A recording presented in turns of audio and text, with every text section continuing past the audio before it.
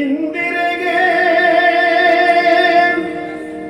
ಇಂದಿರೆಗೆ ತಲೆವಾಗಿ ಪರಮಾನಂದ ಭಕ್ತಿಯೊಳ್ ಅಜನ ಜಾನಿಸಿ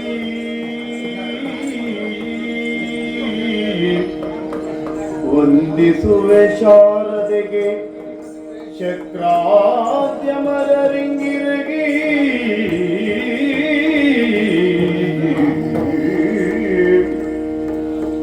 ನಾಂದಿಯೊಳು ವರವ್ಯಾಸ ಮುನಿಪದ ದ್ವಂದ್ವ ಕಾನತನಾಗಿ ನಾಂದಿಯೊಳು ವರವ್ಯಾಸ ಮುನಿಪದ ದ್ವಂದ್ವ ಕಾನತನಾಗಿ ಕವಿಗಳ ಸನ್ನಡಿಗೆ ಬಲ ಬಂದು ಬೇಳೆ ಅಲ್ಯಗ ಅಲ್ಯಗಳೇ ಬಂದದು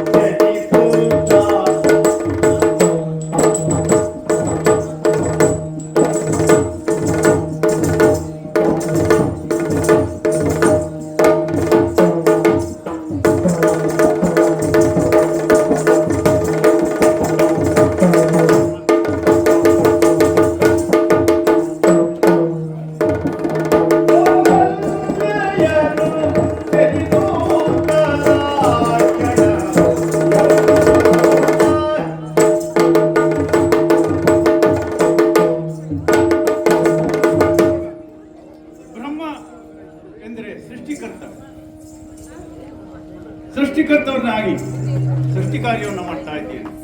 ಬ್ರಹ್ಮ ವಿಷ್ಣು ಮಹೇಶ್ವರರು ಸೃಷ್ಟಿ ಸ್ಥಿತಿ ಲಯ ಈ ಕಾರ್ಯಗಳನ್ನು ಮಾಡಿಕೊಂಡು ಬರುತ್ತಾ ಇದ್ದೇವೆ. ಲೋಕದ ಜನರಿಗೆ ಸರ್ವ ವಿಧದಲ್ಲಿಯೂ ಒಳಿತಾಗಬೇಕು ಎಂಬ ಕಾರಣದಿಂದ ಧರ್ಮ ಏನು, ಅದು ಯಾವ ರೀತಿ ನಡೆದುಕೊಳ್ಳಬೇಕು ಎಂಬುದನ್ನು ಹೇಳುತ್ತಾ ಇದ್ದೇವೆ. ಆದರೆ ನಮ್ಮಲ್ಲಿ ತ್ರಿಮೂರ್ತಿಗಳು ಎಂಬುದು ಒಂದು ಮೂರ್ತ ಸ್ವರೂಪವೂ ಅಲ್ಲ, ನಿರ್ವಿಕಾರ ನಿರ್ಗುಣ ಬ್ರಹ್ಮವೇ ಇಲ್ಲಿ ಕಾಣುತ್ತದೆ. ಆದರೆ ಕಾಣುವವರು ಕಾಣುವುದು ಹೇಗೆ? ಬುದ್ಧಿಜೀವಿಗಳು ಒಂದೇ ಶಕ್ತಿಯಾದರೂ ಕೂಡ ಒಂದು ಮಾತಿದೆ, ಏಕಂ ಸತ್ ವಿಪ್ರ ಬಹುಧಾವದಂತಿ ಎಂಬ ಹಾಗೆ. ಒಂದೇ ಸತ್ಯವನ್ನು ಹಲವು ವಿಧದಲ್ಲಿ ಬುದ್ಧಿಜೀವಿಗಳು ಬುಧಜನರು ಕಾಣ್ತಾರೆ ಎಂಬ ಹಾಗೆ. ಅದೇ ರೀತಿ ಒಬ್ಬ ಭಗವಂತನನ್ನೇ ವಿಧ ವಿಧವಾಗಿ ಕಾಣುವಂತಹ ತ್ರಿಮೂರ್ತಿಗಳಾಗಿಯೋ ಅಲ್ಲ ಹಲವು ರೂಪಗಳಲ್ಲಿಯೋ ಕಾಣುವ ಜೀವಿಗಳಿದ್ದಾರೆ. ಅವರೆಲ್ಲರೂ ಈ ಲೋಕದಲ್ಲಿ ಒಳಿತಾಗಬೇಕು ಎಂಬುದೇ ಕಾರಣಕ್ಕಾಗಿ ವಿಧ ವಿಧದಲ್ಲಿ ಕಾರ್ಯಗಳನ್ನು ಹೇಳ್ತಾ ಇದ್ದಾರೆ. ಹಾಗೆ ಈ ಲೋಕದ ಆಡಳಿತಕ್ಕೆ ಮೂರು ಮೂರ್ತಿಗಳು ತಮ್ಮ ತಮ್ಮ ಕಾರ್ಯಗಳನ್ನು ವಿಂಗಡಿಸಿ ನಡೆಸ್ತಾರೋ ಎಂಬ ಭಾವ ಬರುವಂತೆಯೂ ಆಗ್ತದೆ. ಆದರೆ ನಿಜಾರ್ಥದಲ್ಲಿ ಇದಾವುದು ಇರುವುದಿಲ್ಲ. ಒಂದು ಶಕ್ತಿಯೇ ಸರ್ವವನ್ನು ನಿಯಂತ್ರಿಸ್ತಾ ಇರ್ತದೆ. ಆದರೆ ಕಾಣುವವರ ಕಣ್ಣಿಗೆ ಹೇಗೆ ಇದೇನೋ ಒಂದು ಬೇರೆ ಬೇರೆ ಏನೋ ಎಂಬ ಹಾಗೆ. ಲೋಕದಲ್ಲಿ ಎಲ್ಲರೂ ತಮ್ಮ ತಮ್ಮ ಮನಸ್ಸಿಗೆ ಬಂದ ಹಾಗೆ ತಮ್ಮ ತಮ್ಮ ಭಾವಾವಿಷ್ಕಾರಗಳಿಗೆ ಕಟ್ಟುಬಿದ್ದು ಮನ ಬಂದಂತೆ ನಡೆದರೆ ಹೇಗೆ? ಇಂತಹ ಮಹಿಮಾತಿಶಯರಾದಂತಹ ತ್ರಿಮೂರ್ತಿಗಳಿದ್ದೂ ಕೂಡ ಹೇಗೆ ಧರ್ಮ ನೆಲೆ ನಿಲ್ಲಬೇಕು ಸಾಧ್ಯವಾಗುವುದಿಲ್ಲವೇ ಎಂಬ ಪ್ರಶ್ನೆ ಉದ್ಭವಿಸಿ ಅದಕ್ಕಾಗಿ ಏನು ಲೋಕದಲ್ಲಿ ಧರ್ಮ ಏನು ಅಧರ್ಮ ಏನು, ಯಾವ ರೀತಿ ಬದುಕಬೇಕು, ಬದುಕು ಸಾಗಿಸುವ ಪದ್ಧತಿ ಹೇಗೆ ಎಂಬೆಲ್ಲವನ್ನು ಸವಿಸ್ತಾರವಾಗಿ, ಕೆಲವೊಮ್ಮೆ ಇದು ಕ್ಲಿಷ್ಟಕರ ಅನಿಸಬಹುದಾದರೂ ಸುಸ್ಪಷ್ಟವಾಗಿ ಹೇಳಿದ್ದೇನೆ. ನನ್ನ 4 ಮುಖಗಳಿಂದ ಋಗ್ವೇದ, ಯಜುರ್ವೇದ, ಸಾಮವೇದ, ಅಥರ್ವವೇದಗಳನ್ನು ಹೇಳಿದ್ದೇನೆ. ಹೀಗೆ ಉಚ್ಚರಿಸಿದಾಗ ಅದು ಶ್ರುತಿ ಎನಿಸಿಕೊಳ್ಳುತ್ತದೆ. ಈ ಶ್ರುತಿ ಶ್ರೂಯಂತೆ ಇತಿ ಶ್ರುತಯಃ, ಕೇಳಿಸುವಂಥದ್ದು ಎಂಬರ್ಥದಲ್ಲಿ ಈ ಶ್ರುತಿ ಹೇಗೆ ಇಷ್ಟೊಂದು ಮಹತ್ವದ್ದು ಎಂಬುದಕ್ಕೆ ಒಂದು ನಿದರ್ಶನ ಏನು, ಹ. ಇದನ್ನು ಯಾರು ಮಾಡಿದರು, ಯಾರು ಬರೆದರು, ಅದಕ್ಕೆ ಭಗವಂತನೇ ಮಾಡಿದ್ದು.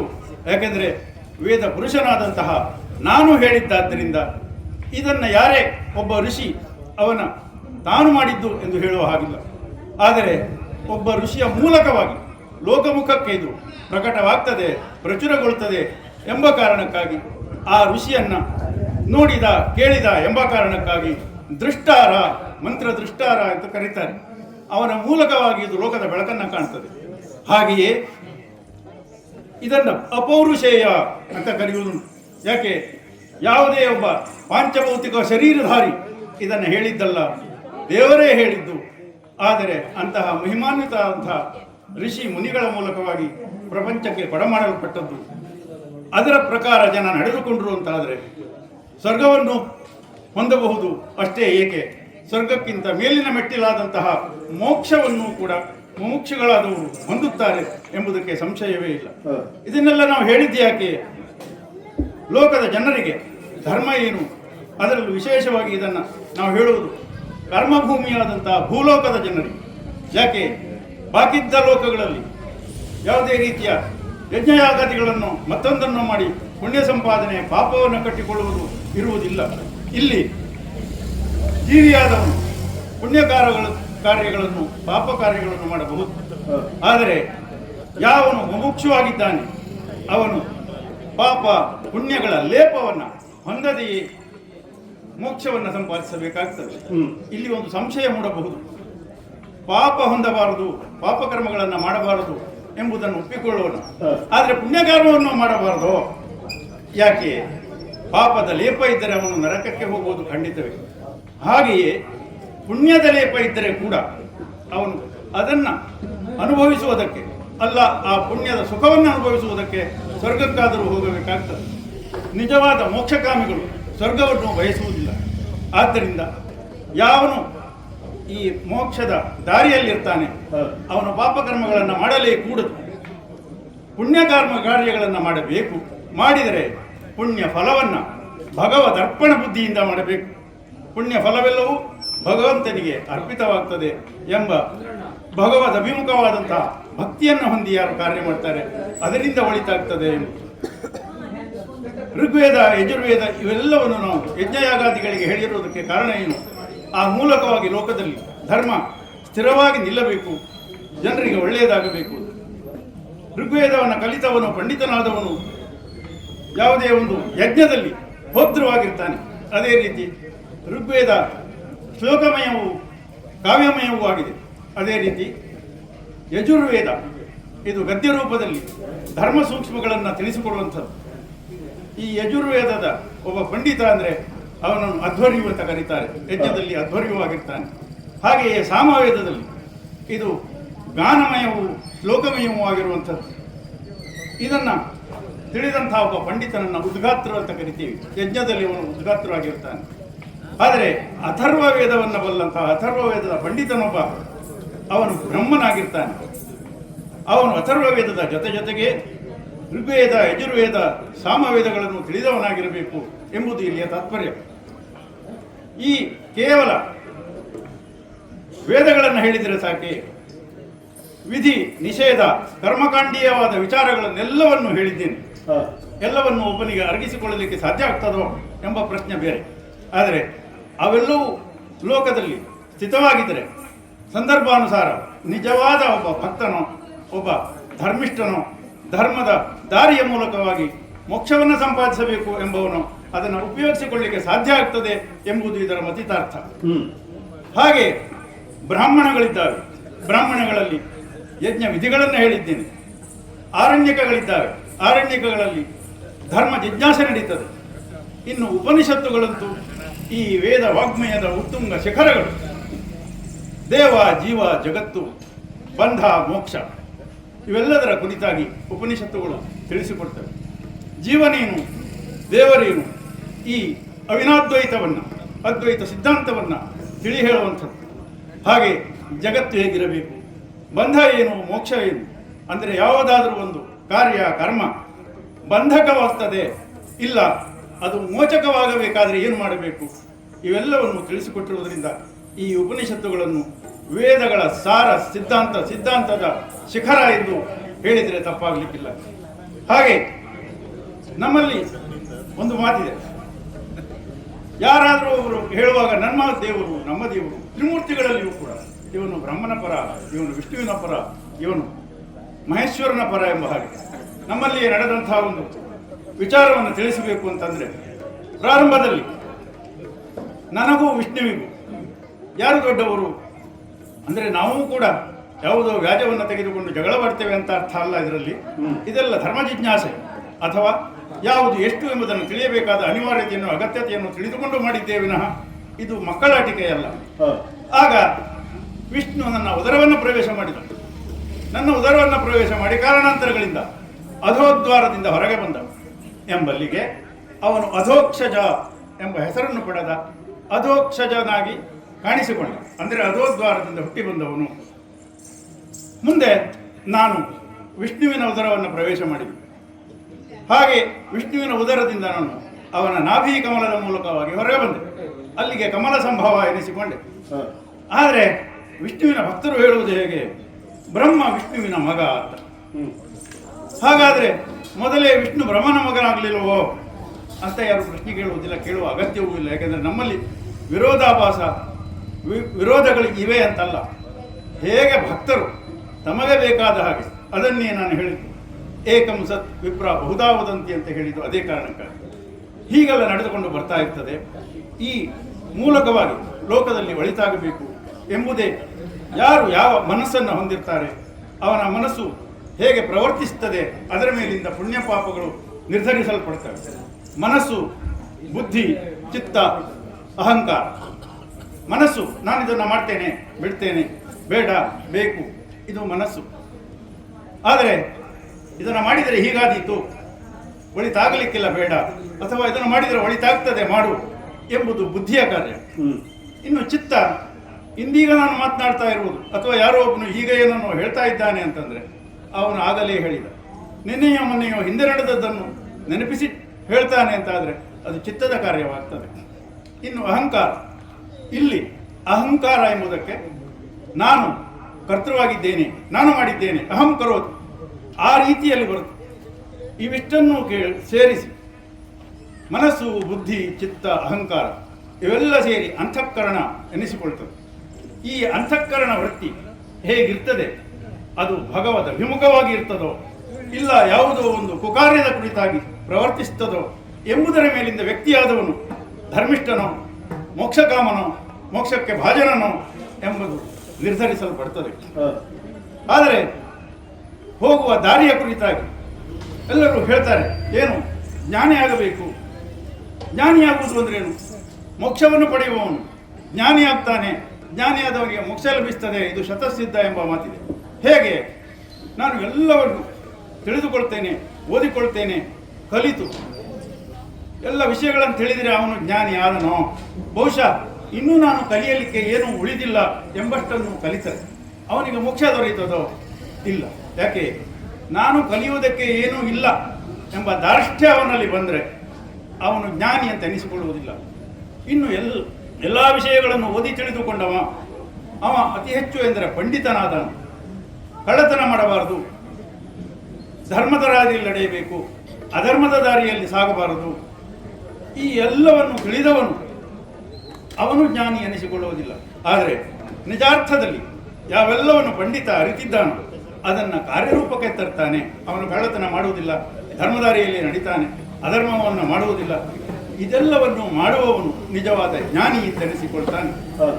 ಹೀಗೆ ಹಲವು ವಿಧದಿಂದ ವ್ಯಕ್ತಿಯಾದವನು ಈ ಕರ್ಮಭೂಮಿಯಲ್ಲಿ ಕರ್ಮಗಳನ್ನು ಮಾಡಬಹುದಾಗ್ತದೆ. ಈ ಕರ್ಮಭೂಮಿಯಲ್ಲಿ ನಡೆಯುತ್ತಿರುವಂತಹ ಯಾವತ್ತು ಯಜ್ಞಯಾಗಾದಿಗಳ ಬಲದಿಂದಲೇ ಸರ್ವಲೋಕಗಳಿಗೂ ಅನುಕೂಲ ಆಗ್ತದೆ. ಯಾಕೆ? ದೇವೇಂದ್ರನು ದೇವಲೋಕದಲ್ಲಿರುವಂತಹ ದೇವರ್ಗಳು ತಮ್ಮ ಶಕ್ತಿಯನ್ನು ಭೂಲೋಕದಲ್ಲಿ ನಡೆಯುವಂತಹ ಯಾವತ್ತು ಯಜ್ಞಯಾಗಾದಿಗಳಿಂದ ಬರತಕ್ಕ ಹವಿಸ್ಸಿನ ಮೂಲಕವಾಗಿ ಪಡೀತಾರೆ. ಹಾಗಾಗಿ ಏನೇ ಕೆಲಸ ಕಾರ್ಯಗಳು ನಡೆಯಬೇಕಾದರೆ ಅದರ ಹಿಂದಿರುವಂತಹ ಉದ್ದೇಶ ಮುಖ್ಯವಾದದ್ದು, ಆ ಪ್ರಕಾರವಾಗಿ ನಡೆಸಬೇಕು. ಹೀಗೆ ಒಬ್ಬ ಜೀವನಾದವನು ಸಾಗಿ ಬರುವ ದಾರಿಯ ಬಗ್ಗೆ ಹೇಳಬೇಕು ಅಂತಂದರೆ ಒಬ್ಬ ಜೀವಿ ಅಥವಾ ಅವನ ಆತ್ಮ ನಿಜಾರ್ಥದಲ್ಲಿ ಹೇಳಬೇಕಂದ್ರೆ ಈ ದೇಹಧಾರಿಯೊಬ್ಬ ಇದ್ದಾನೆ, ಅವನೇ ಆತ್ಮ. ಆತ್ಮನೆಂಬವನು ಈ ದೇಹವೆಂಬ ರಥದಲ್ಲಿ ಸಾಕ್ತಾನೆ. ಈ ದೇಹವೆಂಬ ರಥಕ್ಕೆ ಇಂದ್ರಿಯಗಳೆಂಬ ಕುದುರೆಗಳು. ಇದು ಬಹಳ ಸ್ವಾರಸ್ಯಕರವಾಗಿರುವಂಥದ್ದು. ಯಾಕೆ? ಆತ್ಮನಿಗೆ ದೇಹ ರಥವಾದರೆ ದೇಹಕ್ಕೆ ಕುದುರೆಗಳು ಇಂದ್ರಿಯಗಳು. ಈ ಇಂದ್ರಿಯಗಳನ್ನು ನಿಯಂತ್ರಿಸುವುದಕ್ಕೆ ಸಾರಥಿಯಾಗಿ ಬುದ್ಧಿ ಇರ್ತಾನೆ. ಬುದ್ಧಿ ಸಾರಥಿಯಾಗಿದ್ದರೆ ಬುದ್ಧಿಯ ಬಲ ಎಷ್ಟಿದೆ ಎಂಬುದರ ಮೇಲಿಂದ ಅವನ ದಾರಿ ಹೇಗೆ ಸಾಗ್ತದೆ. ಆ ಬುದ್ಧಿ ಇಂದ್ರಿಯಗಳನ್ನು ನಿಯಂತ್ರಿಸುವಂತಹ ವಾಘಗಳು, ಕಡಿವಾಣ ಅದು ಮನಸ್ಸು. ಇಷ್ಟಾದರೆ ಸಾಲುವುದಿಲ್ಲ. ಇನ್ನು ಮುಂದೆ ಇರುವ ಸ್ವಾರಸ್ಯವನ್ನು ನೋಡಿ. ಹೀಗೆ ಇರುವಂತಹ ಈ ರಥ ಸಾಗುವ ಪಥ ಯಾವುದು? ಶಬ್ದಸ್ಪರ್ಶ ರೂಪ ರಸಗಂಧಾದಿ ವಿಷಯಗಳ ದಾರಿಯಲ್ಲಿ ಸಾಗ್ತದೆ. ಹಾಗಿರುವುದರಿಂದ ಯಾವತ್ತು ಇಂದ್ರಿಯಗಳನ್ನು ಕುದುರೆಯಾಗಿ ಹೊಂದಿರುವ ರಥ ಶಬ್ದಸ್ಪರ್ಶ ರೂಪರಸಗಂಧಾದಿ ವಿಷಯಗಳು ಈ ಇಂದ್ರಿಯ ವಿಷಯಗಳ ದಾರಿಯಲ್ಲಿಯೇ ಸಾಗುವಾಗ ಎಲ್ಲಿಯಾದರೂ ಇಂದ್ರಿಯ ವಿಷಯಗಳತ್ತ ಪ್ರವರ್ತಿಸಿದರೆ ಅವನು ಮುಂದೆ ಮೋಕ್ಷಕ್ಕೋ ಮತ್ತೊಂದು ಕಡೆಯೋ ಹೋಗುವುದು ಸಾಧ್ಯವಾಗುವುದಿಲ್ಲ. ಈ ವಿಷಯದಲ್ಲಿಯೇ ಮುಳುಗಿ ಈ ಭವಸಾಗರದಲ್ಲಿ ಮುಳುಗೇಳುವಂತಹ ಪರಿಸ್ಥಿತಿ ಬರ್ತದೆ. ಆದ್ದರಿಂದ ಜೀವಿಯಾದವನು ಎಚ್ಚೆತ್ತುಕೊಳ್ಳಬೇಕು, ಎಚ್ಚೆತ್ತು ನಡೆಯಬೇಕು ಎಂಬುದನ್ನು ಕೂಡ ತಿಳಿಸಿಕೊಟ್ಟಿದ್ದೇನೆ. ಇರಲಿ, ಹೀಗೆ ನಾನು ಸೃಷ್ಟಿ ಕಾರ್ಯವನ್ನು ಮಾಡಿಕೊಂಡು ಬಂದಿದ್ದೇನೆ. ಅನೇಕರು ಹೇಳುವ ಹಾಗೆ ನಾನು ಸೃಷ್ಟಿ ಕಾರ್ಯ ಮಾಡುವಾಗ ಪ್ರತಿಯೊಬ್ಬರ ಹಣೆಯಲ್ಲಿ ಬ್ರಹ್ಮ ಬರೆದಿದ್ದಾನೆ, ಬ್ರಹ್ಮ ಪ್ರತಿಯೊಬ್ಬರ ಹಣೆಯ ಮೇಲೂ ಬರೆಯುವಷ್ಟು ಕೆಲಸ ಏನೂ ಇರುವುದಿಲ್ಲ. ಯಾಕೆ? ಕೇವಲ ಸಂಕಲ್ಪ ಮಾತ್ರದಿಂದಲೇ ಏನನ್ನು ಮಾಡಬೇಕು, ಏನನ್ನು ಪಡೆಯಬೇಕು, ಎಷ್ಟನ್ನು ಸಾಧಿಸಬೇಕು ಎಂಬೆಲ್ಲದನ್ನು ನಾನು ಮಾಡುವಷ್ಟು ಶಕ್ತಿಶಾಲಿಯಾಗಿರುವುದರಿಂದ ಆ ಸಂಕಲ್ಪವೇ ಎಲ್ಲವನ್ನು ಮಾಡಿ ಮುಗಿಸ್ತದೆ. ಅಂದರೆ ತ್ರಿಮೂರ್ತಿಗಳು ಸೇರಿ ಇದನ್ನು ನಡೆಸಿಕೊಂಡು ಹೋಗ್ತಾರೆ. ಬ್ರಹ್ಮ ಸೃಷ್ಟಿ ಮಾಡಿದ್ದಲ್ಲದೆ ವಿಷ್ಣು ಪಾಲನೆ ಮಾಡುವುದಕ್ಕಾಗುವುದಿಲ್ಲ, ವಿಷ್ಣು ಪಾಲನೆ ಮಾಡಿದ್ದಲ್ಲದೆ ಶಿವ ಲಯಕರ್ತನಾಗಿ ಕೆಲಸ ಮಾಡುವುದಕ್ಕೂ ಆಗುವುದಿಲ್ಲ. ಹೀಗೆ ನಾನು ಅಂಡಜ, ಉದ್ವಿಜ, ಜರಾಯುಜ, ಸ್ವೇದಜ. ಅಂಡಜ ಅಂದರೆ ಮೊಟ್ಟೆಯೊಡೆದು ಬರುವಂಥವು ಪಕ್ಷಿವರ್ಗವ ಸರೀಸೃಪಗಳು. ಹಾಗೆ ಉದ್ವಿಜ ಭೂಮಿಯನ್ನು ಭೇದಿಸಿಕೊಂಡು ಬರುವಂತಹ ವೃಕ್ಷ, ತರು, ಗುಲ್ಮಾದಿಗಳು. ಇವುಗಳೆಲ್ಲ ನಂತರದಲ್ಲಿ ಜರಾಯುಜ, ಮನುಷ್ಯನೇ ಮೊದಲಾದಂತಹ ಪ್ರಾಣಿಗಳು. ಸ್ವೇದಜ ಅಂದರೆ ನೀರಿನಿಂದಲೋ ಬೆವರಿನಿಂದಲೋ ಹುಟ್ಟುವಂತಹ ಕ್ಷುದ್ರ ಜಂತುಗಳು, ಕ್ರಿಮಿಕೀಟಗಳು. ಈ ಎಲ್ಲ ಪ್ರಭೇದಗಳು 84 ಲಕ್ಷ ಪ್ರಭೇದಗಳು 84 ಜೀವಯೋನಿಗಳಲ್ಲಿ ಜನಿಸುವಂತೆ ನೋಡಿಕೊಂಡಿದ್ದೇನೆ. ಒಂದರ ಹಾಗೆ ಇನ್ನೊಂದಿಲ್ಲದ ಹಾಗೆ ಇಂತಹ ಕೌತುಕಪೂರ್ಣವಾದಂತಹ ಸೃಷ್ಟಿಯನ್ನು ಮಾಡಿಕೊಂಡು ಬಂದಿದ್ದೇನೆ. ಹೀಗೆ ಇನ್ನು ಮುಂದುವರಿದು ಲೋಕಕ್ಕೆ ಒಳಿತಾಗಬೇಕು ಎಂಬುದನ್ನೇ ನೋಡ್ತಾ ಇದ್ದೇನೆ. ಆದರೆ ಇಂದೀಗ ನಾನು ಕೈಗೊಂಡ ಕಾರ್ಯ ಏನು? ನನಗೂ ಒಬ್ಬಳು ಮಗಳು ಬೇಕು ಎಂಬ ಹಾಗೆ ಯೋಚಿಸಿದ ಮೇಲೆ ಹೇಗೆ ಸೃಷ್ಟಿ ಮಾಡುವುದು ಬ್ರಹ್ಮನಿಗೆ ದೊಡ್ಡ ಕೆಲಸವಲ್ಲ. ಆದರೆ ನ್ಯೂನಾತಿರೇಕಗಳಿಲ್ಲದಂತಹ ಒಂದು ಸೃಷ್ಟಿಯನ್ನು ಮಾಡಿ ಮುಗಿಸಬೇಕು ಎಂಬ ಕಾರಣಕ್ಕಾಗಿ ಒಬ್ಬ ಮಗಳನ್ನು ನಾನು ಆಗಲೇ ಸೃಷ್ಟಿಸಿದ್ದೇನೆ. ಅಹಲ್ಯ ಎಂದು ನಾಮಕರಣವನ್ನು ಮಾಡಿದ್ದೇನೆ. ಆ ಅಹಲ್ಯೆ ಪ್ರಾಯ ಪ್ರಬುದ್ಧಳಾಗಿದ್ದಾಳೆ. ಬಾಕಿದ್ದವರಿಗೆ ಇರುವ ಹಾಗೆ ಇದು ಭೂಲೋಕ ಅಲ್ಲದಿದ್ದರೂ ವಯೋಸಹಜವಾದ ಗುಣಧರ್ಮದ ಪ್ರಕಾರ ಅವಳಿಗೂ ಅನೇಕ ಆಸೆ ಆಕಾಂಕ್ಷೆಗಳು ಇರಬಹುದು. ಅವೆಲ್ಲವನ್ನು ತಿಳಿದುಕೊಳ್ಳಬೇಕಾದಂತಹ ನನಗೆ ನನ್ನ ಕಾರ್ಯಬಾಹುಲ್ಯದಲ್ಲಿ ಸ್ವಲ್ಪ ಅಡೆತಡೆಯಾಗಿರಬಹುದು. ಆದರೂ ನನ್ನ ಕರ್ತವ್ಯ ಏನು ಎಂಬುದನ್ನು ಮರೆತವನಲ್ಲ. ಇನ್ನು ನನ್ನ ಮಗಳಿಗೆ ಯೋಗ್ಯವಾದ ವ್ಯವಸ್ಥೆಯನ್ನು ಮಾಡಬೇಕು. ಅವಳ ಬಾಳು ಹಸನಾಗಬೇಕಾದರೆ ಏನು ಮಾಡಬೇಕು ಎಂಬುದನ್ನೇ ಚಿಂತಿಸ್ತಾ ಇದ್ದೇನೆ. ನೋಡೋಣ.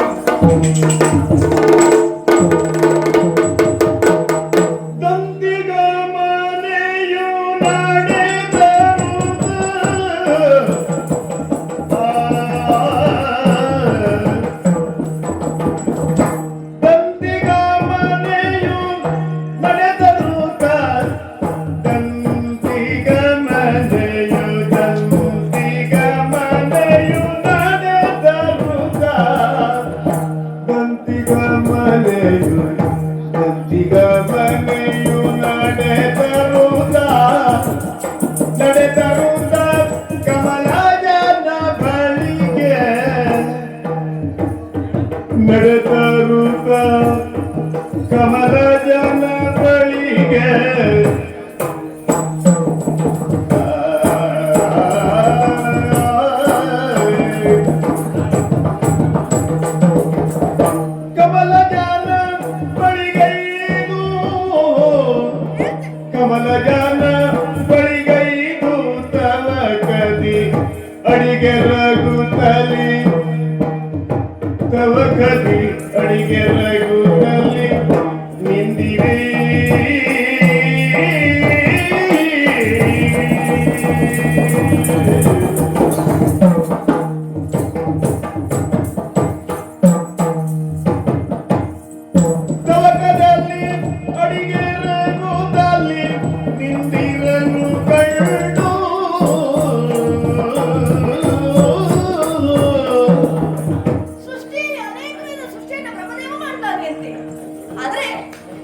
ನೇರ ಪುತ್ರಿ ನಾನು. ಅಹಲ್ಯೆ ಎನ್ನುವ ಹಾಗೆ ಹೆಸರಿಟ್ಟಿದ್ದಾರೆ. ಪ್ರಪಂಚದಲ್ಲಿ ದೊಡ್ಡವರ ಮನೆಯಲ್ಲಿ ನಾವು ಹುಟ್ಟಿದವಂತಾದ್ರೆ ಸಮಸ್ಯೆ ಆಗುವುದೇ ಅಂತಹದ್ದು. ಅವರಿಗೆ ಊರಿನದೆಲ್ಲ ಗೊತ್ತಿರ್ತದೆ, ಮನೆಯಲ್ಲಿ ಏನಾದ್ರು ಎನ್ನುವುದೇ ಗೊತ್ತಿರುವುದಿಲ್ಲ. ನನ್ನ ತಂದೆಯವರ ಹಾಗೆ ಪ್ರಪಂಚದ ಸೃಷ್ಟಿಕರ್ತ ಹೌದು. ಪ್ರಪಂಚದಲ್ಲಿ ಅಣುರೇಣು ದೃಢಕಾಷ್ಟಗಳಿಗೆ ಯಾವಾಗ ಯಾವ ರೀತಿಯಲ್ಲಿ ಏನಾಗಬೇಕು ಎನ್ನುವ ಲೆಕ್ಕಾಚಾರವನ್ನು ಮೊದಲೇ ಬರೆಯುವಂತಹ ವಿಧಾತನ ನೇರ ಪುತ್ರಿ ನಾನು. ನನಗೇನಾಗುತ್ತಾ ಉಂಟು, ನನ್ನಲ್ಲಿ ಏನು ಬೇಕು ಇದನ್ನೆಲ್ಲ ನಾನೇ ಹೋಗಿ ಹೇಳಿಕೊಳ್ಳುವಂತಹ ಪ್ರಮೇಯ. ಪ್ರಸಂಗಕ್ಕೆ ಒಮ್ಮೆ ಹಾಗಾಗುತ್ತದೆ, ನಾವು ಮಗ ಬೇಕಾದ್ರೆ ನಾವೇ ಹೇಳಿಕೊಳ್ಳಬೇಕು. ಹಾಗೆಯೇ ಇಂದು ಕೂಡ ತಂದೆ ಇರುವಲ್ಲಿ ನಾವು ಹೋಗುತ್ತೇನೆ, ಅವರಿಗೆ ಗೊತ್ತಾಗುವುದಿಲ್ಲ, ನಾನೇ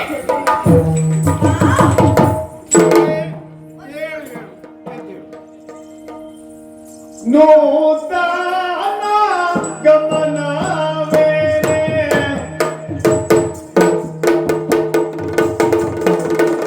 ನೂತನ ಗಮನವೇನೆ ಕೋಕಿಲಗಾನೆ ಕೋಕಿಲಗಾನೆ ನೂತನ ಗಮನವೇನೆ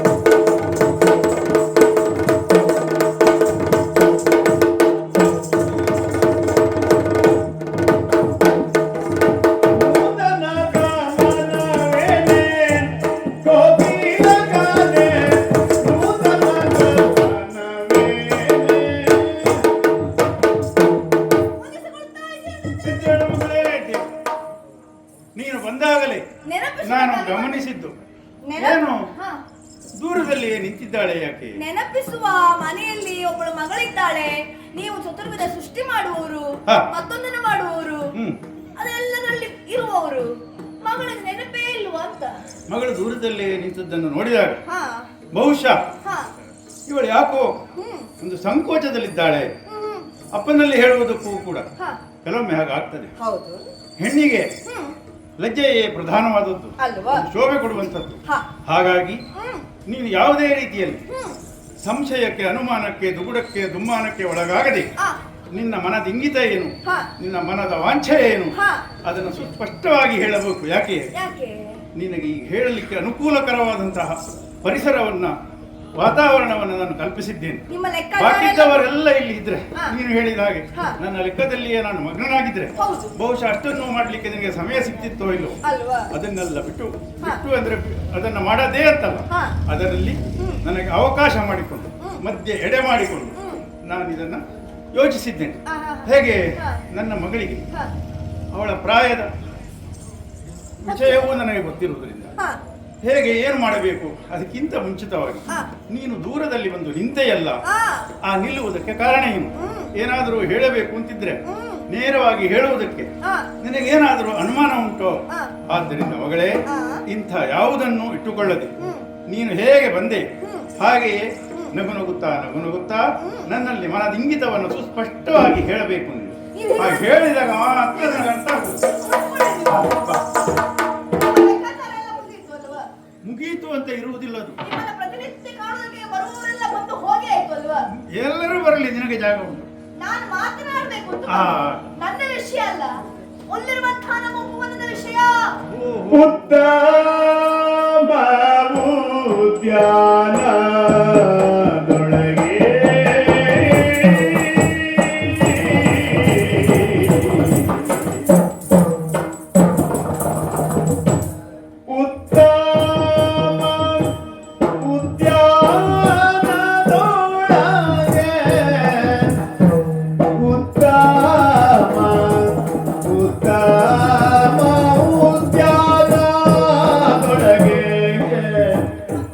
ಶೋಭೆ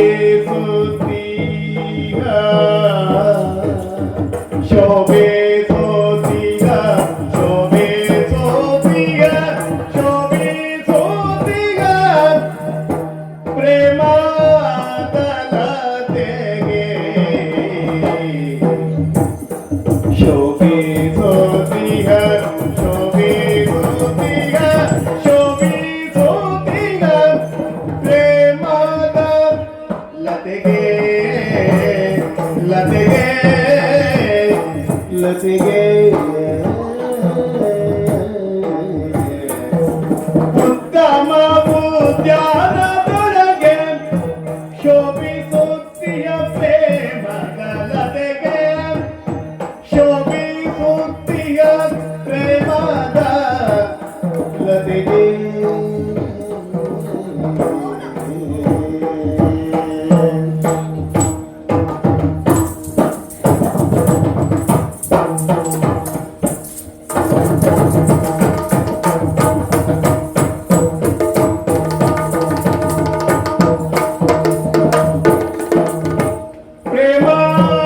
ಪ್ರೇಮದಲತೆಗೆ ಶೋಭಿಸುತ್ತಿಯ ಪ್ರೇಮದ ಲತೆಗೆ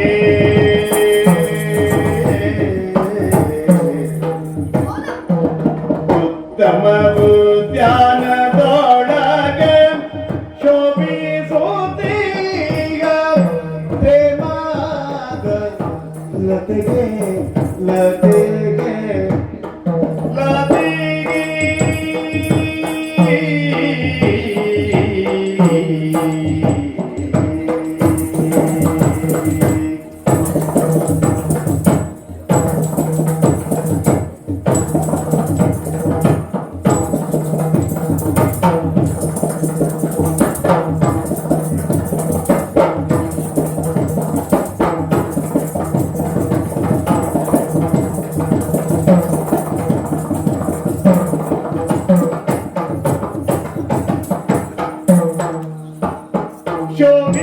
ಶೋಭಿಸುತ್ತೀಯ ಪ್ರೇಮದ ಲತೆಗೆ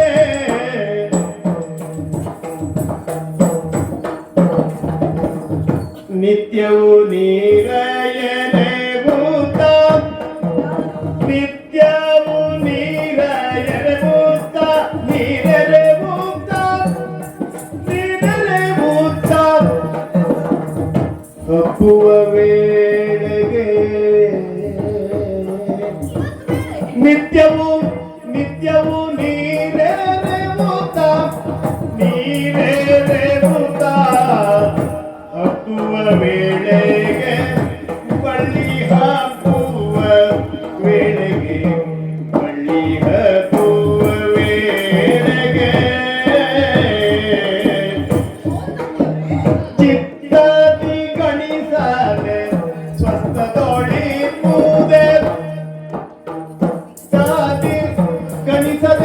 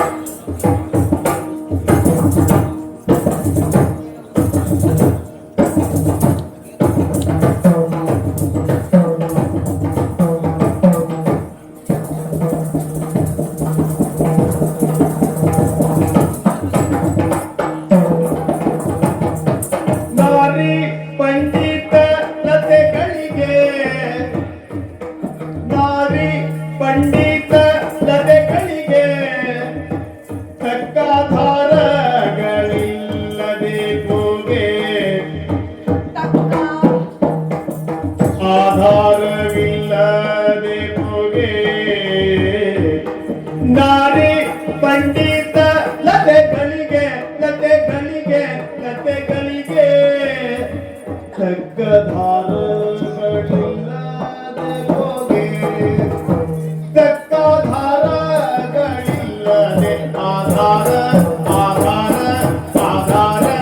ಆಧಾರಗಳಿಲ್ಲದೆ ಹೋಗೆ ಜನಕ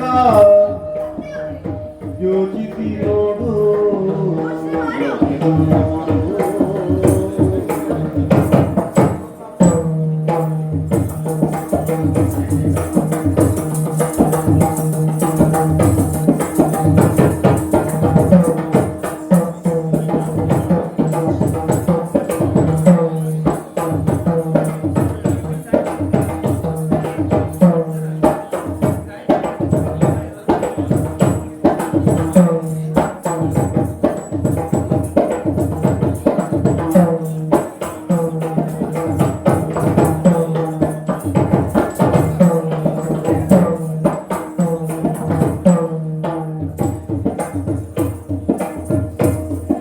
ಸಾರವ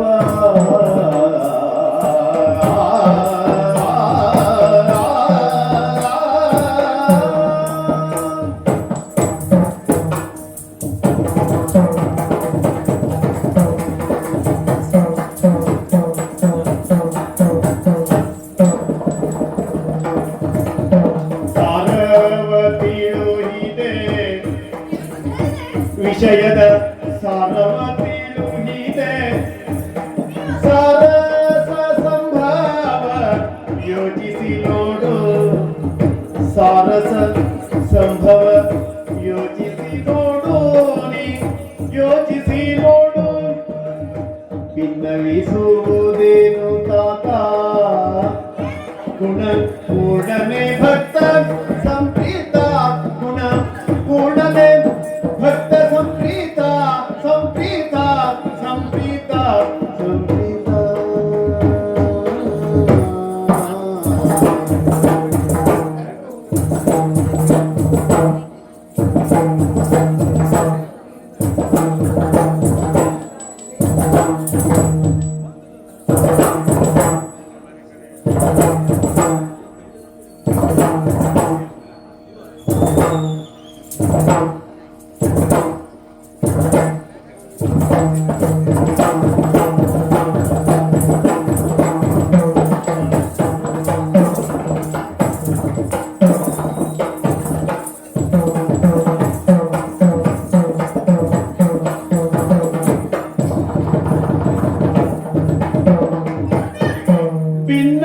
ಭಿನ್ನವಿಸುವುದೇನು ತಾತ ಗುಣ ಪೂರ್ಣನೆ ಭಕ್ತ ಸಂಪ್ರೀತ ಸಂಪ್ರೀತ ಸಂಪ್ರೀತ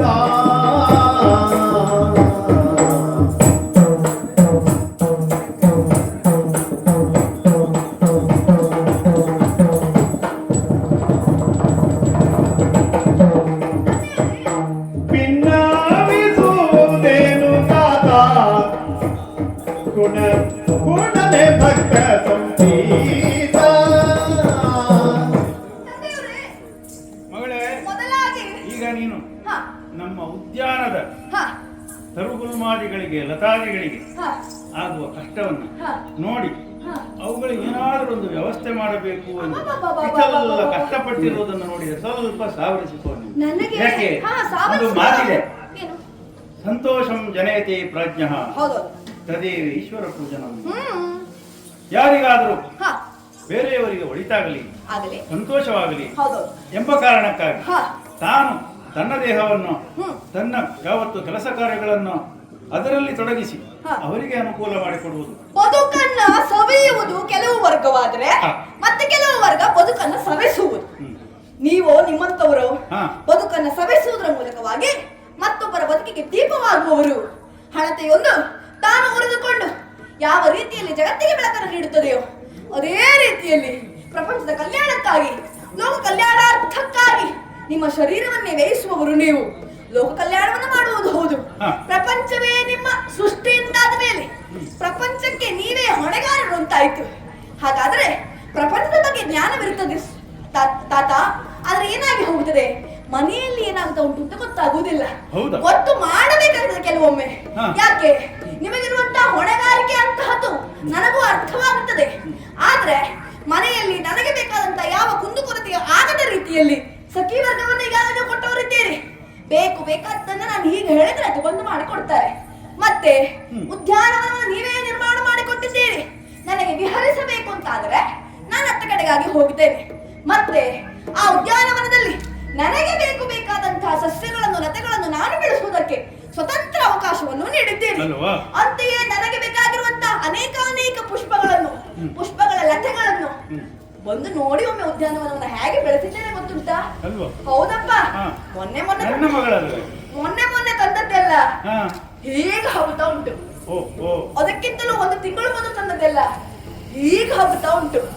ಬೇಡಪ್ಪ, ನನ್ನ ಸೃಷ್ಟಿ ನೀವು ಮಾಡುವ ಕಾಲದಲ್ಲಿ ನನಗೆ ಮೊದಲು ನೀವು ಹೇಳಿದ ಕಾರ್ಯ ಒಂದು ಮಲ್ಲಿಗೆಯ ಬಳ್ಳಿಯನ್ನು ಕೊಟ್ಟು ಹೋಗಿ ಉದ್ಯಾನವನಕ್ಕೆ ಹೋಗಿ ಕೆಲಸ ಮಾಡ್ಕೊಂಡಿರು ಅಂತ ನೀವು ಹೇಳಿದವ್ರಲ್ವಾ? ಅದು ನನ್ನ ಸೃಷ್ಟಿ ಕಾಲದಲ್ಲಿ ನನ್ನದು. ಅದು ಹಾಗಿಲ್ಲಪ್ಪ. ಈಗ ಇಷ್ಟು ಚಿಕ್ಕದಾಗಿದ್ದಂತಹ ಬಳ್ಳಿ ಬೆಳೆದು ಬೆಳೆದು ಬೆಳೆದು ಬೆಳೆದು ಬೆಳೆದು ಬೆಳೆದು ನೋಡಿ ಇಷ್ಟು ಎತ್ತರವಾಗಿದೆ ಈಗ. ಹೌದಪ್ಪ, ಇಷ್ಟು ಎತ್ತರವಾಗಿರುವಂತಹ ಬಳ್ಳಿಗೆ ನಾವು ಆಲೋಚನೆ ಮಾಡುವುದು ಯಾವಾಗಲೂ ಹೂ ಬಿಡಬೇಕಿತ್ತು. ಆದ್ರೆ ಈಗ ಅದು ಹೂವೇ ಬಿಡುವುದಿಲ್ಲ. ಇಷ್ಟು ಎತ್ತರವಾದ್ರೂ ಹೂ ಬಿಡುವುದಿಲ್ಲ. ಯಾಕೆ ಬಿಡುವುದಿಲ್ಲ ಅಂತ ಆಲೋಚನೆ ಮಾಡಿದ್ದು. ಆನಂತರ ನನಗೆ ಗೊತ್ತಾಯ್ತು, ಅಕ್ಕ ಪಕ್ಕದಲ್ಲಿರುವಂತಹ ಬಳ್ಳಿಗಳೆಲ್ಲವೂ ಒಂದು ಮರದ ಆಶ್ರಯವನ್ನ ಹೊಂದಿದೆ. ಇದಕ್ಕಿಲ್ಲಪ್ಪ, ಆ ಬಳ್ಳಿ ಏನಾಗಿದೆ ಗೊತ್ತುಂಟ? ಈಗ ಸೊರಗಿ ಸೊರಗಿ ಸೊರಗಿ ಸೊರಗಿ ಬಾಡಿದೆ ಅಪ್ಪ. ನಾನು ಆಲೋಚನೆ ಮಾಡಿದ್ದು, ನೀವು ಹೇಳಿದ ಕಾರಣ ಅದನ್ನು ನಾನು ಉದ್ಯಾನವನ ಆ ಕಡೆಯಲ್ಲಿ ನೆಟ್ಟದ್ದು. ಎಲ್ಲಿಯಾದರೂ ಆ ಬಳ್ಳಿ ಎನ್ನುವುದು ಹಾಗೇ ಇದ್ದಿತು ಅಂತಾದ್ರೆ ಅಷ್ಟು ಚಂದ ನೀರೆರೆದು ಬೆಳೆಸಿರುವಂತಹ ಬಳ್ಳಿ ಸುಮ್ಮನೆ ಹಾಳಾಗಿ ಹೋಗುತ್ತದೆ ಅಪ್ಪ. ಅದು ಹಾಳಾಗಬಾರದು ಅಂತಾದ್ರೆ ಅದಕ್ಕೊಂದು ಆಧಾರದ ವ್ಯವಸ್ಥೆ ಮಾಡಬೇಕು ಅಲ್ವಾ? ಹೌದು, ಆ ಬಳ್ಳಿ ವ್ಯವಸ್ಥೆ ಹಾಗಿರ್ಲಿ. ಮತ್ತೊಂದು ವಿಷಯ ಗೊತ್ತ ನಿಮಗೆ? ಕೊಳ ಒಂದು ಉಂಟಲ್ಲ ನಮ್ಮಲ್ಲಿ, ಆ ಕೊಳದಲ್ಲಿ ನೀವೊಂದು ಹಂಸ ತಂದು ಕೊಟ್ಟದವ ನನಗೆ. ಅಮ್ಮನ ಹತ್ರ ಇದ್ದ ರೀತಿಯಂತೆ ಹಂಸ ಹಾಕೋದು. ಅಮ್ಮ ವಾಹನಕ್ಕೆ ಬಳಸ್ತಾಳಲ್ಲ, ಅದೇ ರೀತಿಯ ಹಂಸ ಅದು. ಆ ಹಂಸ ಎನ್ನುವುದು ಕೊಳದಲ್ಲಿ ಒಂದೇ ಕಡೆಯಲ್ಲಿ ಹೋಗಿ ಕುಳಿತುಕೊಳ್ಳುವುದು. ನಾ ಬಾ ಅಂತ ಎಷ್ಟು ಕರೆದ್ರು ಬರುವುದೇ ಇಲ್ಲ ಅಂತ ನಾನು ಆಲೋಚನೆ ಮಾಡಿದೆ, ಯಾಕಿದೆ ಹೀಗೆ ಅಂತ. ಆಮೇಲೆ ನನಗೆ ಗೊತ್ತಾಯ್ತು ಅಪ್ಪ, ನನಗಾದ್ರೂ ಸಖಿ ವರ್ಗವನ್ನೆಲ್ಲ ಕೊಟ್ಟಿದ್ದೀರಿ ಆಗಾಗ ಮಾತಾಡ್ಕೊಂಡಿರ್ಲಿಕ್ಕೆ. ಆದ್ರೆ ಪಾಪ ಅದಕ್ಕೆ ಎಲ್ಲುಂಟು, ಯಾರಿದ್ದಾರೆ ಗೊತ್ತಾಯ್ತು ನನಗೆ. ಹೆಣ್ಣು ಹಂಸಕ್ಕೆ ಒಂದು ಗಂಡು ಹಂಸದ ವ್ಯವಸ್ಥೆ ಆಗಬೇಕು ಅಪ್ಪ. ಇಷ್ಟೆಲ್ಲ ಸೃಷ್ಟಿ ಮಾಡ್ತೀರಿ, ಒಂದು ಹೆಣ್ಣು ಇಟ್ಕೊಂಡಿದ್ದೀರಿ, ಆ ಹೆಣ್ಣಿಗೆ ಒಂದು ಗಂಡು ನೋಡ್ಬೇಕು ಅಂತ ನಿಮ್ಗೆ ಗೊತ್ತಾಗೋದಿಲ್ವಾ? ಹಾಗಿದ್ರೆ ಬಾಲಕಿಯು ನುಡಿದ ಮಾತಲಾಲಿಸಿ, ಬಾಲಕಿಯು ನುಡಿದ ಮಾತನಾಲಿಸಿ, ಯೌವನ ಉಮಿತ್ತುದಿವಳಿಗೆನುತ, ಯೌವನ ಉಮಿತ್ತುದಿವಳಿಗೆನುತ, ತೋಳಿ ತಳ್ಕಿಸುತ್ತ ತನ್ನಾಲೋಚನೆಗಳ ಪೇದನು.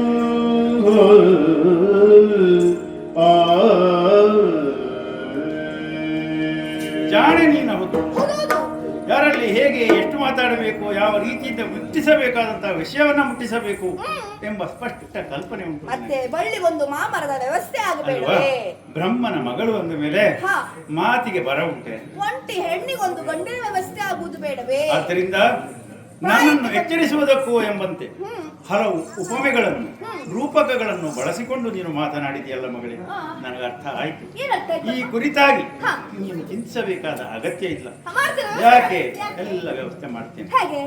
ಉದ್ಯಾನದ ಕುರಿತಾಗಿ ನೀನು ಇಷ್ಟು ಚಿಂತೆ ಮಾಡಿದ್ದ ಅಲ್ಲ, ನಮ್ಮ ಮನೆಯೊಳಗಿನ ಬಗ್ಗೆ, ಈ ಹೆಣ್ಣಿನ ಬಗ್ಗೋ ಆ ಹೆಣ್ಣು ಹಂಸದ ಬಗ್ಗೋ ಎಂಬುದೆಲ್ಲ ನನಗೆ ಅರ್ಥ ಆಗ್ತದೆ. ಅದಕ್ಕಿಂತ ಮುಂಚೆ ಹೇಳಬೇಕು ಅಂದ್ರೆ, ಮನೆಯಲ್ಲಿರುವವರಿಗೆಲ್ಲ ಹೊರಗಡೆಯದ್ದೇ ಚಿಂತೆ ಇರುವಾಗ ಮನೆಯವರಾದ್ರೂ ಮನೆ ಚಿಂತೆ ಮಾಡಬೇಕಾಗುತ್ತದೆ. ಹಾಗೆ ಅಲ್ವಾ? ನಿಮ್ಮ ಅಪ್ಪನಿಗೆ ಬಾಕಿದ್ದ ಲೌಕಿಕರ ಮಧ್ಯದಲ್ಲಿ ಇರುವವರು ಮಾಡಿದ ಹಾಗೆ ಅಂತಹ ಕಾರ್ಯಬಾಹುಲ್ಯ ಅಲ್ಲ. ನಾನು ಏನು ಕೆಲಸ ಮಾಡಬೇಕು ಅಂತಂದ್ರು ನಾನೇ ಅದನ್ನು ಮಾಡಿಕೊಂಡು ಕುಳಿತು ಬೇರೆ ಪುರಸೊತ್ತಿಲ್ಲದ ಕೆಲಸದಲ್ಲಿ ತೊಡಗಿದ್ದೇನೆ, ನಾನು ಏನು ಮಾಡಲಿ? ಹಾಗಲ್ಲ. ಅದೆಲ್ಲ ಎಲ್ಲೆಲ್ಲಿ ಹೇಗೆ ಹೇಗೆ ಎಷ್ಟೊತ್ತಿಗೆ ಯಾವ ರೀತಿಯಿಂದ ನಡೆಯಬೇಕು ಎಂಬುದಕ್ಕೆ ಸುವ್ಯವಸ್ಥೆಯನ್ನು ನಾನು ಆಗಲಿ ಕಲ್ಪಿಸಿದವನಿದ್ದೇನೆ. ಆದ್ದರಿಂದ ನಿನ್ನ ಕುರಿತಾಗಿ ನಾನು ಯೋಚಿಸಲಿಲ್ಲ. ಚಂದ್ರನೇ ಬಳಲಿದೆ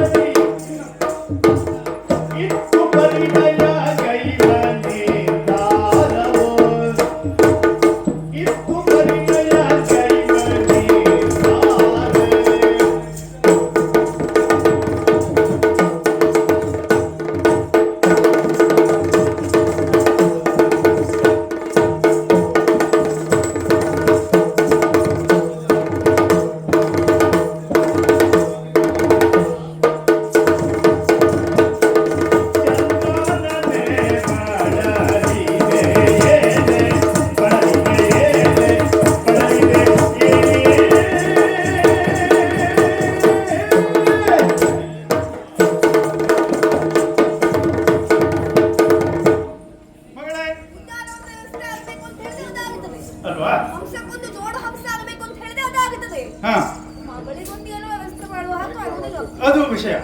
ಯಾಕೆ ನೇರವಾಗಿ ಹೇಳಬೇಕು ಅಂತ ಅಂದುಕೊಳ್ಳಿಲ್ಲ ನಾನು. ಅರ್ಥ ಆಗ್ತದೆ ಬ್ರಹ್ಮದೇವರಿಗೆ ಅಂತ ಇದಕ್ಕಿಂತ ಮತ್ತು ನೇರ ಬೇಕಾಗಿತ್ತು. ಹಾ ಯಾಕಂದ್ರೆ ಭಾಷಾ ಸ್ವಾರಸ್ಯ ಕೆಟ್ಟು ಹೋದಿ ಹಾ ಹಾ ಹಾ ಹಾ. ಅಲ್ವಾ? ಹೌದೌದು. ಹಾಗಾಗಿ ಅದರಲ್ಲಿಯ ಅಂದ್ರೆ ಮಿತಿ ಕೆಡದ ಹಾಗೆ ಅಪ್ಪ ಹಾ. ಪ್ರಪಂಚದಲ್ಲಿ ಉಳಿದ ಹೆಣ್ಣುಗಳಿಗಾದರೆ ಲೋಕ ಸಂಚಾರ ಮಾಡಿಕೊಂಡು ತಮಗಿಷ್ಟವಾಗುವಂತಹ ಒಬ್ಬ ಯುವಕನನ್ನ ಹೊಂದುವಂತಹ ಸ್ವಾತಂತ್ರ್ಯವನ್ನು ಕೊಟ್ಟಿದ್ದೀರಿ ನೀವು ಎಷ್ಟೋ ಜನರಿಗೆ. ಅದು ನನಗೆ ಹಾಗೆ ಮಾಡ್ಲಿಕ್ಕಿಲ್ಲ. ನನಗೇನಾದ್ರೂ ಮಾಡ್ಕೊಳ್ಬೇಕು, ನನಗೇನಾದ್ರೂ ಆಗಬೇಕು ಅಂತಾದ್ರೆ ಬ್ರಹ್ಮನ ಮಗಳು ನಾನು ಅಂತಿದ್ದವ್ರನ್ನೆಲ್ಲ ಮದುವೆ ಆಗುವುದಕ್ಕಾಗುವುದಿಲ್ಲ. ನನ್ನ ಮದುವೆ ಆಗಬೇಕು ಅಂತಂದ್ರೆ ಒಬ್ಬ ಉತ್ತಮ ಆಗಿರ್ಬೇಕು ಅಂತ ನಾನು ಭಾವಿಸಿದ್ದು. ಲೋಕದಲ್ಲಿಯೂ ಹಾಗೇನು ಇಲ್ಲ. ಹಾ ಬಾಲ್ಯಾವಸ್ಥೆಯಲ್ಲಿ ಹಾ ತಂದೆ ಅಧೀನ. ರಕ್ಷಿಸ್ತಾನೆ, ಹೌದು. ಯೌವನಾವಸ್ಥೆಯಲ್ಲಿ ಗಂಡನ ಗಂಡ ಅಧೀನ. ರಕ್ಷಿಸ್ತಾನೆ, ಹೌದು. ಇನ್ನು ವೃದ್ಧಾಪ್ಯದಲ್ಲಿ ವೃದ್ಧಾಪ್ಯದಲ್ಲಿ ಯೋಗ ಇತ್ತು ಅಂತಾದ್ರೆ ಮಕ್ಕಳು ರಕ್ಷಿಸ್ತಾರೆ. ಹೌದು. ಹೀಗಿರುವಾಗ ಹಾ. ಅಲ್ಲಿಯೂ ಕೂಡ ನೀನು ಸ್ವಾತಂತ್ರ್ಯ ಎಂಬ ಪದ ಪ್ರಯೋಗಿಸಿದ್ದರಿಂದ ಆದೀತು. ಸ್ವೇಚ್ಛೆ. ಅಲ್ಲದೆ ಹೋದರೆ ಸ್ವೇಚ್ಛಾಚಾರ ಆದೀತು. ಹೌದು. ನಾವು ಧರ್ಮವನ್ನು ಹಾ ಲೋಕಮುಖಕ್ಕೆ ಬೋಧಿಸಿದ್ದು ಯಾಕೆ? ಯಾಕಾಗಿ? ಅಲ್ಲಿಯೂ ಕೂಡ ಹಾ ಈ ಒಂದು ವ್ಯವಸ್ಥೆ ಇರಬೇಕು. ಹೌದು. ಕೇವಲ ಹೆಣ್ಣಿನ ಮಟ್ಟಿಗೆ ಮಾತ್ರ ಅಲ್ಲ. ಆಹಾ ಯಾಕೆಂದ್ರೆ ಎತ್ರ ನಾರಿಂತು ಪೂಜ್ಯಂತಿ ರಮಂತೆ. ರಮಂತೆ ತತ್ರ ದೇವತಾ ಅದು ಭೂಲೋಕದ ಹೇಳಿದವರು ನಾವು. ಹೌದು. ಆದ್ದರಿಂದ ಆದ್ದರಿಂದ ಎಲ್ಲಿ ಹೆಣ್ಣು ಸುಖವಾಗಿರ್ತಾಳೆ, ಹಾ ಅವಳು ಸಂತೋಷದಿಂದ ಇರ್ತಾಳೆ, ಹೌದು. ಅಲ್ಲಿ ದೇವತೆಗಳಿಗೆ ಅದು ಆವಾಸ ಸ್ಥಾನವಾಗ್ತದೆ. ಅಲ್ವಾ? ಹಾಗೆಯೇ ಹಾ.